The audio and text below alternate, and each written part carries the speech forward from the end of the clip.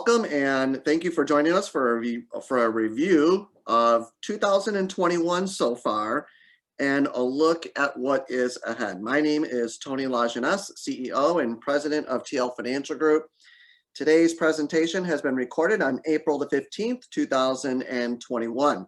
As always, if you have any questions for me, please email me or contact the office to set up some time with me to discuss your situation. All right, here are some disclosures that I have to provide to you. I'll give you just a moment to look over these and then we will begin our presentation.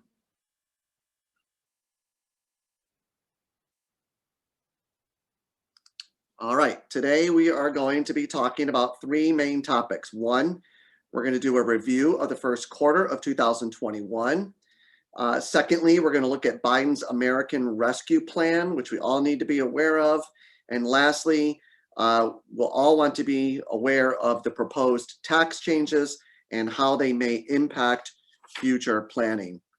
So let's go ahead and start with a review of the first quarter, current market trends, and where they could take us in the coming months. Obviously, controlling COVID-19 will be critical to getting to the recovery stages. Vaccination numbers are currently up in the US, with President Biden pushing states to open eligibility to all adults 16 ages and up by April the 19th. The country so far is on track for herd immunity by the summer. While interest rates did jump this quarter, they still remain near historical lows. The 10-year US Treasury yield is about 1.7% compared with 0.9% at the start of the year. We've also seen a trend of investors being drawn to speculative corners of the market, including meme stocks such as GameStop, NFTs, and Bitcoin. Investors shifted money out of technology shares and onto or into long beaten down sectors such as financials and energy. Here's how the first quarter closed, according to the Wall Street Journal and JP Morgan. The S&P 500, 5.77%, Dow Jones 7.76, NASDAQ 2.78, the Russell 2000, 12.44%, MSCI Emerging Markets 3.99, and the MSCI EAFE 1.44%. You can see here the S&P 500 year to date is up 5.77. Its one-year number is 60.8%. NASDAQ year-to-date 2.78, and the one-year is 79.97, while the Dow Jones is up 7.76% year-to-date, and its one-year number comes in at 57.48%. In the first quarter of this year, the Dow was up 8.1%, while the NASDAQ composite was up 3.3%. This is the biggest margin. The Dow is outperforming the NASDAQ for a single quarter since 2006. So big tech stocks are no longer outperforming everything else in the market, as you can see here from this chart. In January and February, many professional money managers wrung their hands. They warned that individual investors were getting ahead of themselves. Maybe picking and choosing stocks was best left for professionals. Investors with a skeptical view have been trying in vain to predict when frothy parts of the market would start falling in earnest. So the problem is that bubble-like markets have often gone on for far longer than experts have predicted. And the challenging part of rising markets, conventional money managers have had to double down on conveying to clients why jumping into the latest market fad isn't advisable.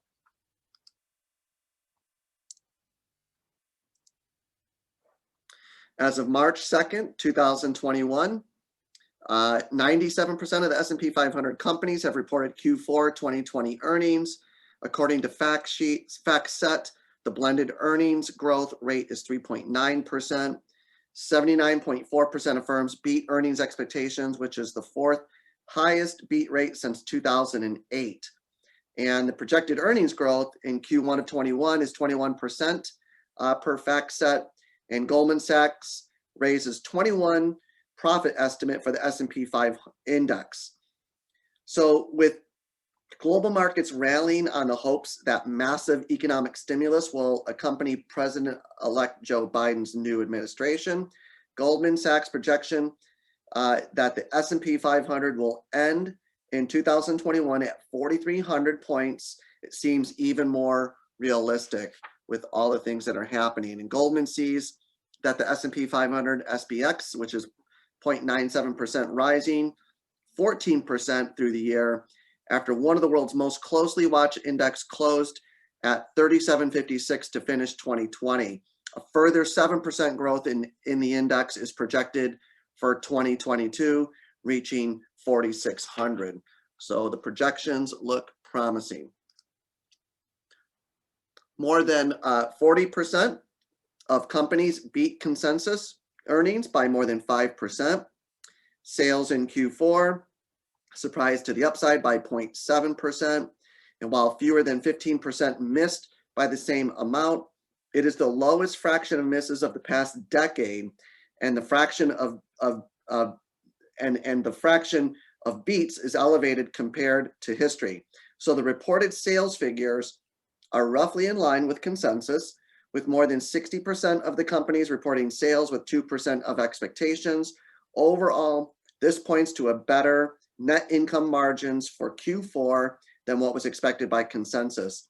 Also, a 25% corporate tax rate would cut the 2022 earnings estimates by 3% to $197 a share. So the S&P 500 at 39.74 is trading at 20 PFE for 2022. Is it already priced in the market? We will see. According to JP Morgan, the top 10 companies in the S&P 500 account for 27.4% of its market cap as of March 30th of 2021.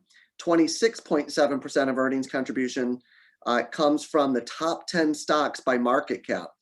This number is higher in comparison to the tech bubble, but lower than the 2008 and 2009 financial crisis. Although there are some risks in the equity markets, it is encouraging to see that earnings contribution has kept pace with market cap better than during the tech bubble.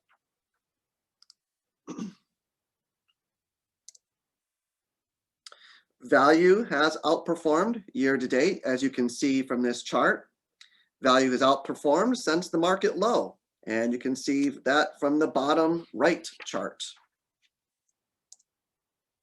Emerging markets have recovered better than developed markets since the bottom of the market in March of 2020. With that said, JP Morgan believes the world should see a synchronous recovery in 2021. In 2020, the MSCI Emerging Markets Index returned 18.31% compared to the MSCI World return of 15.9%. So year to date, as of March 31st, 21, the MSCI Emerging Markets Index is up about 4%, 3.99, compared to the MSCI World return of about 1.7%. Note that while 34% of the S&P 500 companies are from cyclical sectors, 53% of the ACWI ex-US companies are from cyclical sectors, providing an opportunity for foreign companies to benefit from the reflation trade, and also partiality explaining underperformance during the last year or so. As of March 31st, 2021, the benchmark 10-year Treasury notes are hovering around 170 basis points, which equates to 1.7%. For comparison, the 10-year Treasury notes were 0.93% on January 4th, 2021. Now, the 30-year Treasury bonds are falling as the yield is up slightly to 2.25%. The corporate bond spread is typically a good indicator of how risky investors view the market. As of March 31st, 2021, the spread is lower than the usual 4% and much lower than the 21% of the financial crisis. Interesting quote here: when the time comes to raise interest rates, We will certainly do that. And that time, by the way, is no time soon per Powell. Federal Reserve is unlikely to raise rates until unemployment dips below 4% and inflation rises to close to 2%, which may not be until 23 or 24 at the earliest, but they could slow down the monthly bond purchases before then. On February 10th, 2021, Federal Reserve Chairman Jerome Powell said that the Fed will not tighten until low-income workers recover. So we expect that as the economy reopens and hopefully picks up, we'll see inflation move up through base effects, Powell said on March 4th, 2021. This statement by Powell has created volatility in the market and may create upward pressure on prices. So let's shift and talk about the 7 key points from Biden's American Rescue Plan. These are all super important to understand. On March 11th, 2021, President Biden signed the American Rescue Plan, which is called the plan, into law. This $1.9 trillion stimulus package aims to help around 158 million households continue to get back on their feet after the coronavirus pandemic took hold 1 year ago. The plan contains these bullet points. The American Rescue Plan will send $1,400 stimulus checks to most Americans. And according to White House Press Secretary Jen Psaki, those electronic payments started to arrive the weekend of March 13th and the 14th of 2021. The plan extends the existing $300 weekly supplemental unemployment benefit through September 6th of 2021, preventing benefits from expiring on March 31st, 21. Child tax credit is expanded to $3,600 per child. Under the legislation, most Americans would receive $3,000 for each child ages 6 up to 17 and $3,600 for each child under age 6. The plan temporarily increases federal COBRA health insurance programs value from 85% to 100%. Tax breaks for coronavirus-related student loan debt forgiveness and earned income tax credit, which is EITC, was expanded for 2021. More workers without qualifying children will be able to claim this credit, including both younger and older Americans. The childless EITC amounts will be higher too. The plan provides a $28 billion new grant program for restaurants and bars to meet payroll and other expenses, up to $5 million per individual business. And here are just some key points of where the stimulus is going. Stimulus payments and child tax credit is about $520 billion, $246 billion for unemployment insurance, $103 billion for health insurance. Public health equates to $125 billion. Education grants, $170 billion. And the total cost is actually 8.4% of our gross domestic product, GDP. So did you receive the latest stimulus payment? If your adjusted gross income was under $75,000, and if you're married earning under $150,000, and you're eligible to receive the full $1,400 or $2,800 payment respectively. After those limits, you may face steep income phase-outs. Individuals earning $80,000 or more and married couples earning $160,000 or more get no rebate. Here are some tips for maximizing your stimulus package benefits. If your income was lower in 2020 than in 2019, you should file your 2020 returns as soon as possible. Many people have lost their jobs, been furloughed, had a business that they had to shut down for at least part of 2020, or didn't get a bonus they normally get due to the pandemic. Recovery rebate checks are based on the most recent tax return on file. So if you made less in 2019 than in 2020, you should delay filing your 2020 taxes. You should wait to file until you get the recovery rebate check in your hands based on your 2019 tax returns. Make sure you don't wait too long to file your 2020 tax returns. If you didn't qualify for the rebate based on your 19 taxes, but qualify in 2020, you should file your 2020 return by the additional payment determination date. That date will fall 90 days after the 2020 tax filing deadline or September 1st, whichever is earlier.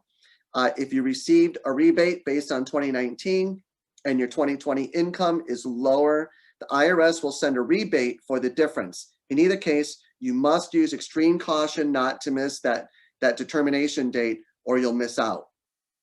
Now, if you earn less in 2021 than in 19 or 20, you will get a tax credit. So if you file a 2021 tax return and your adjusted gross income is lower than 2019 or 2020, the IRS will provide a recovery rebate credit. 2020 is the year of MFS, married filing separately. This year is one of the few times in which married clients may be better off filing separate returns. So check with your CPA on that if it qualifies for you. For one thing, a spouse with an adjusted gross income lower than $75,000 can take all the dependents and receive a larger child tax credit, and we'll get to that in just a little bit. Filing separately may help you save on your tax return, but again, check with your CPA. The size of any stimulus check you could receive starts to decline if your adjusted gross income is more than $75,000 but lower than $80,000, and you file as a single individual or as a married person filing separate from their spouse. A joint return will usually result in a lower tax liability, owed federal taxes, which is what I'm stating there, or a bigger refund than two separate returns. However, there are a few reasons why you and potentially your spouse might want to file separate tax returns. Number one, you'll be responsible for only your taxes. By using the married filing separately filing status, you will keep your own tax liability separate from your spouse's tax liability. When you file a joint return, will each be responsible for your combined tax bill if either of you owes taxes. If you want to protect your own refund money, you may want to file a separate return, especially if your spouse owes child support, student loan payments, or back taxes. All of these may be taken from your tax refund by the IRS after you file a joint return. If you file a joint return, your refund is fair game because your tax liability has been combined with that of your spouse. If your adjusted gross income, your AGI on a separate return is lower than what it have been on a joint return, you may be able to claim a larger amount for some deductions that are limited by your AGI, such as medical expenses. Get creative about reducing your income for 21. If possible, it might make sense for you to take off the entire month of December to take an extended vacation, and maybe even the last 2 weeks of November too, and skip a month of payment to get under the AGI threshold. It may also make sense to make a bigger retirement contribution this year or delay a bonus to get under that threshold. You may qualify for a larger child tax credit this year. The American Rescue Plan significantly expands the child tax credit from $2,000 to $3,000 and up to $3,600 for kids under 6. There is also a slightly higher age threshold that will allow 17-year-old children to qualify in 21, and a new system that will pay part of the credit in advance over the last 6 months of the year, and another set of phase-out thresholds, $75,000 for individuals and $150,000 for married couples for the new credit amount.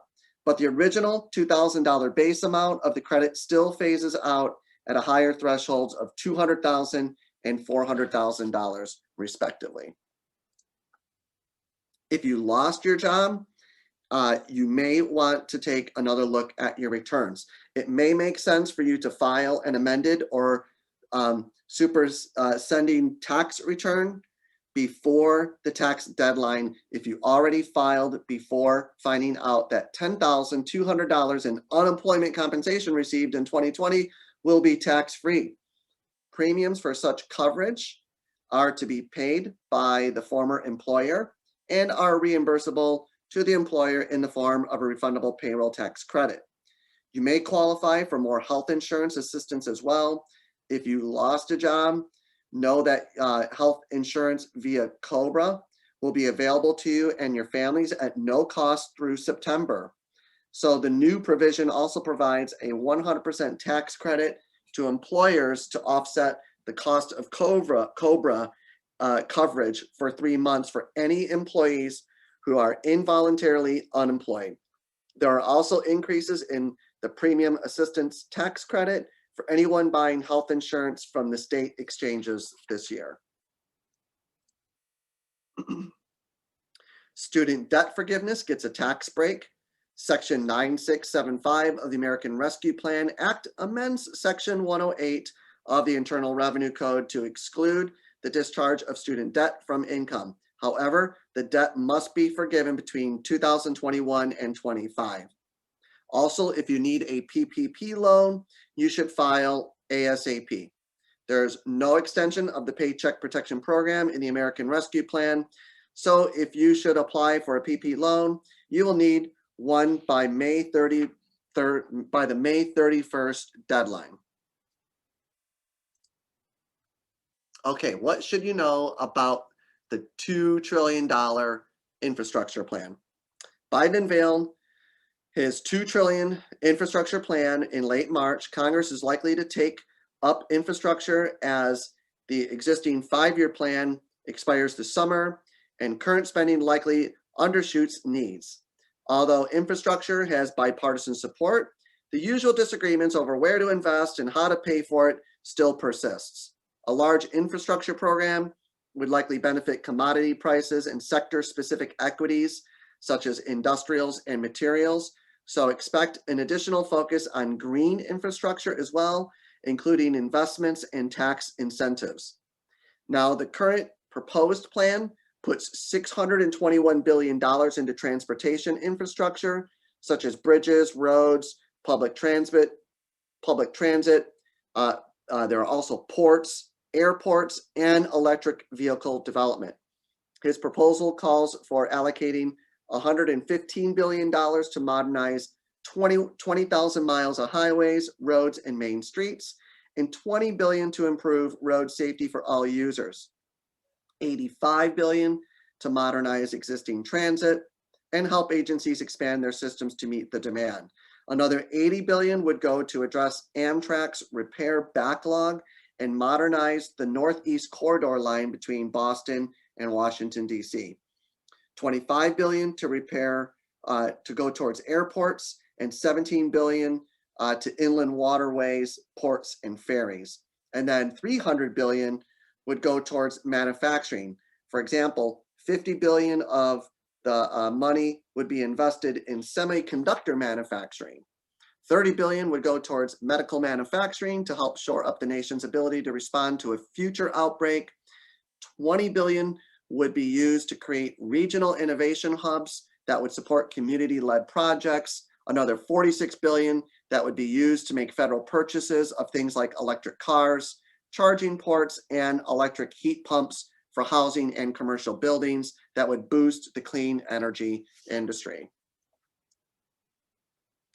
The infrastructure plan would also allocate $213 billion towards building, renovating, and retrofitting more than 2 million homes. Another $180 billion would go towards advancing U.S. leadership in critical technologies, upgrading research infrastructure, and establish the U.S. as a leader in climate science, innovation, and research and development. $100 billion towards rebuilding the nation's water infrastructure, and $100 billion towards school-related issues, building and upgrading public schools, improving community colleges, and increasing the supply of childcare in the areas that need it the most. Biden's proposed infrastructure plan also puts $400 billion towards home care services and the workforce, $100 billion towards building digital infrastructure to give every American access to affordable, reliable, and high-speed broadband internet, $100 billion towards workforce development. That includes helping underserved groups and students get on career tracks, retraining workers in high-demand sectors like clean energy and caregiving, and much more. $18 billion would go towards veterans hospitals and federal buildings. The Biden administration's unified government will allow it to take on a more progressive agenda, but Goldman Sachs believes it will still be moderated by narrow margins. With a 50-50 split in the Senate and a very narrow margin in the House, Democratic leaders would need virtually a unanimous support from Democrats in both chambers to pass any type of policy. So according to Goldman Sachs, this may constrain what Democrats can accomplish via reconciliation or legislation. All right, let's talk about the US debt to GDP ratio. This is a concern for many people. The US debt to gross domestic product will soon rise to the highest level in US history. The GDP ratio has long been the benchmark for fiscal sustainability. If you look here, Goldman Sachs pointed to a recent study by Jason Furman and Lawrence Summers, arguing that there is a better way of measuring the debt burden. Instead, focus on the cost of servicing the debt as a share of GDP, shown in the chart to the right. While debt levels are historically high, interest rates are historically low. So the cost of servicing the debt is at a more normal level when you compare it that way. The prior 1.9 trillion stimulus plan passed in March of 2021 was paid for by government debt. However, the infrastructure plan will need to be paid for by raising taxes. So how will this impact us? So it really, focuses in on an importance of income tax planning. So the top marginal bracket of 37% when combined with the 3.8% Medicare surcharge tax puts high earners at a 40.8% rate for each additional dollar of investment income, which is below the long-term historical average. Overall, high earners pay an average of almost 22 cents of every dollar of taxable income to the federal income taxes. Now, the CARES Act was signed into law, authorizing $2.2 trillion in outlays focused on direct payments, payroll subsidies, business support, and other economic support items. And on the breaking news front, another $500 billion in stimulus was approved by Congress on April the 24th. Then a $1.9 trillion stimulus bill, and now a $2 trillion infrastructure program. So these are not small numbers. You may be glazing over from all the times I said billions, right? Together, they put the total amount of COVID-19 federal stimulus at about $9 trillion. Estimated 1.5 trillion deficit in 2022. And Ronald Reagan once said this, "I'm not too worried about the deficit. It's big enough to take care of itself." We'll see if that happens this time. We have never seen the US government commit to an outlay of this magnitude aside from the two world wars. So to put this into context, the federal budget deficit coming out of this is expected to be 16.1% using consensus estimates. As a percentage of annual tax revenue, it works out to be over 80% of annual tax receipts based on 2019 revenues. Again, these are not small numbers. So today, we have among the lowest tax rate US citizens have experienced since the inception of the tax code, and this is not likely to continue. So looking at these numbers, one can envision a scenario where the government both increases tax rates across the spectrum, as well as to broaden the taxpayer base. The cost of this situation will be undoubtedly large, and we will somehow need to pay for it.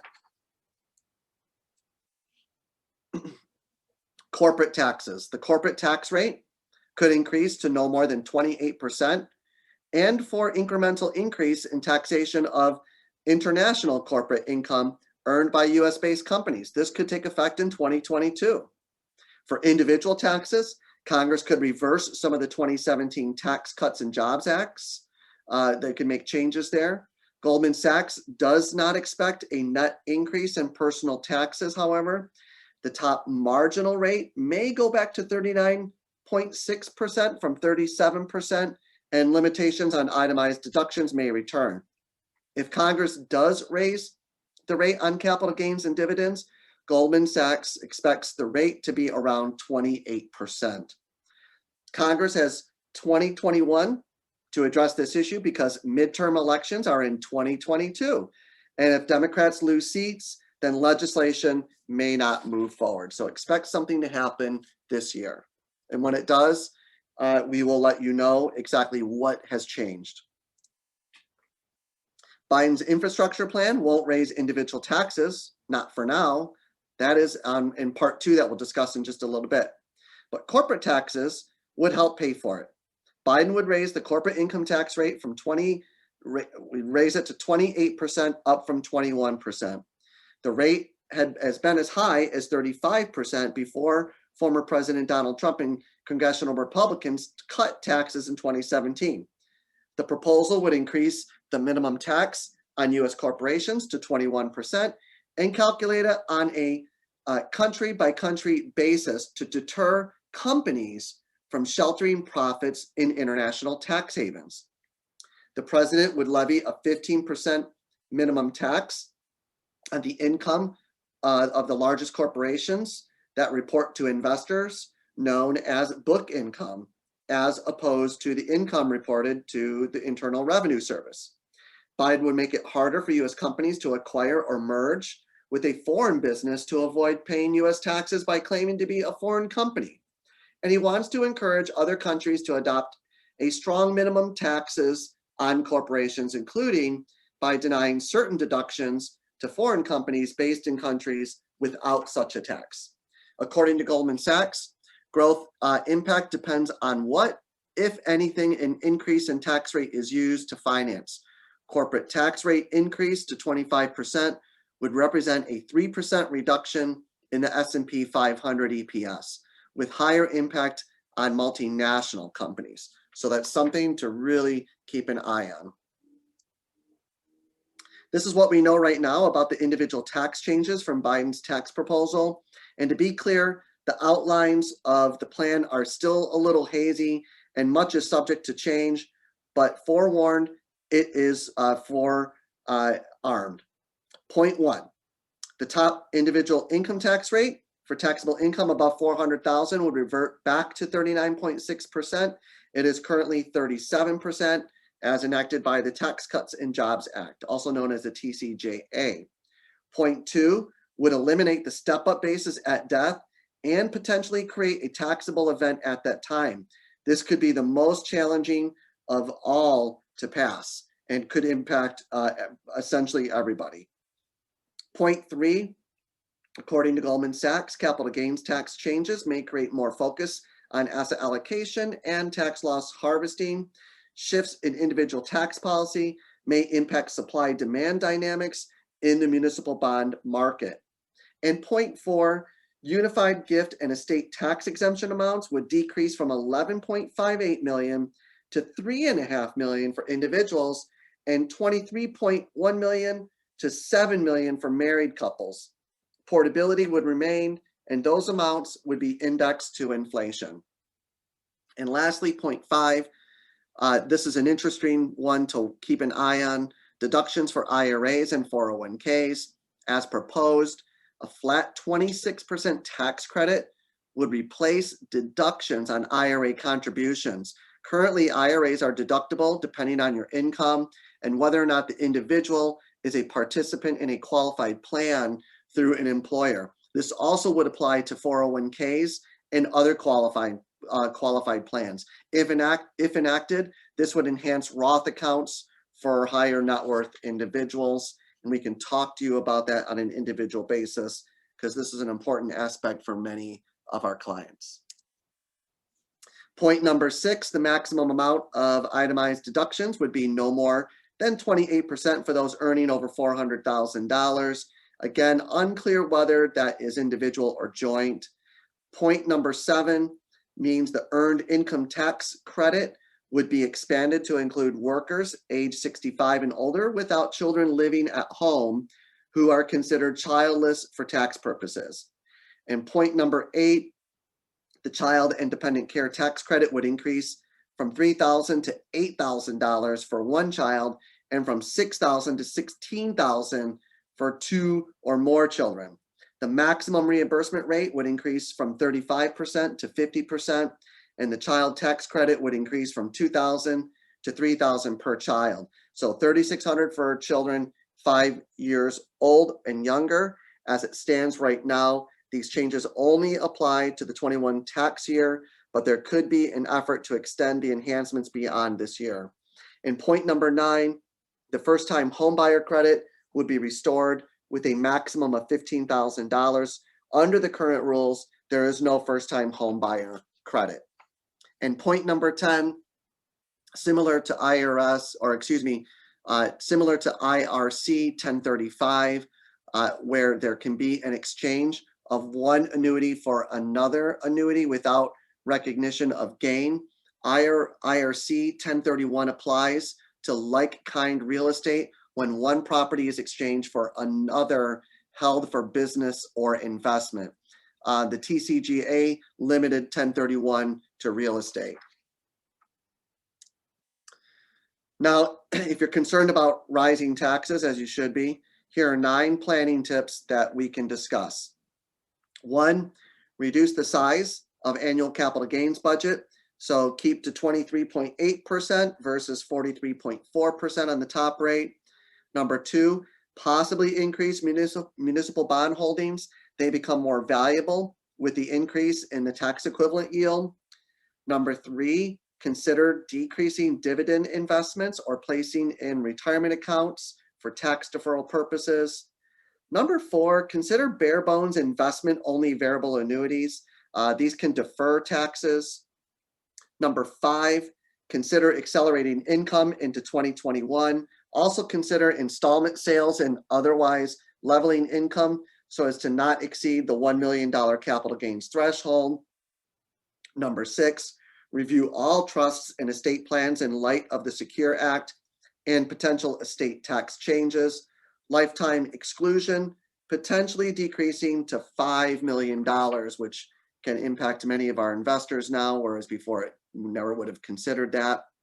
Number 7, consider life insurance if illiquid assets exist in your estate.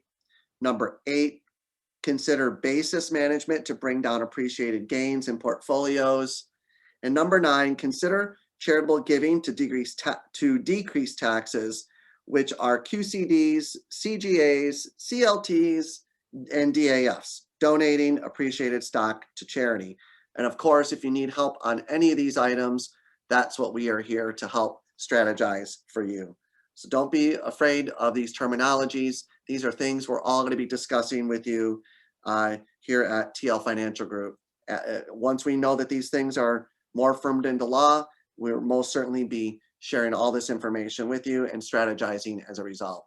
And things that we never really thought that we had to do a different type of planning that we had, considered in the past, we're now considering that now because of all of these changes.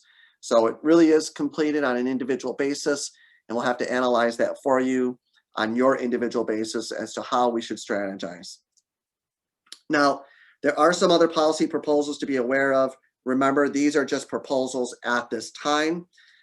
Fiscal spending. Goldman also anticipates Congress to spend all new revenue and possibly more on infrastructure, climate, and social programs. With regards to healthcare, Biden has proposed to broaden eligibility for health insurance premium subsidies under the Affordable Care Act and to make them more generous. He's also proposed to lower Medicare eligibility to age 60, which would benefit many of our clients as well. Regulation. Goldman Sachs believes it is unlikely we will see substantially different legislative outcomes, but will be influenced indirectly through appointments. Biden will also try to decrease the lifetime exemption from $11.58 million to $3.5 million, or $5 million plus inflation. Biden will also attempt to abolish the step up in basis at death, which can impact many of our clients. So we got to be really prepared for that. From legislative logistics, they're sticky. You only need one party in power to pass sweeping legislation. So Democrats are operating on two plans, legislative and reconciliation. It will be challenging to pass any ambitious and broad-based pieces of legislation, as it would require 60 votes without reconciliation, i.e., they would need 10 Republicans would need to support the legislation and all Democrats. Also consider the midterm elections in 2022, where Democrats may end up losing some seats. So we covered a lot today, and we did it quite quickly. And so here, I just want to sum everything up on these bullet point items that you see here. There are 9 key takeaways. 1, the surge in vaccines are helping to reopen the economy and contributing to the reflation, trade, and overall strong stock performance.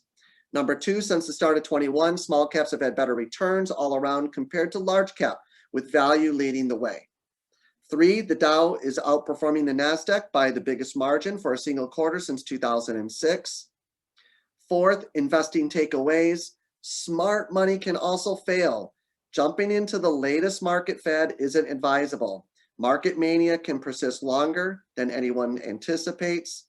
And number 5, while debt levels are historically high, interest rates are historically low. So the cost of servicing the national debt is at a more normal level for now anyway.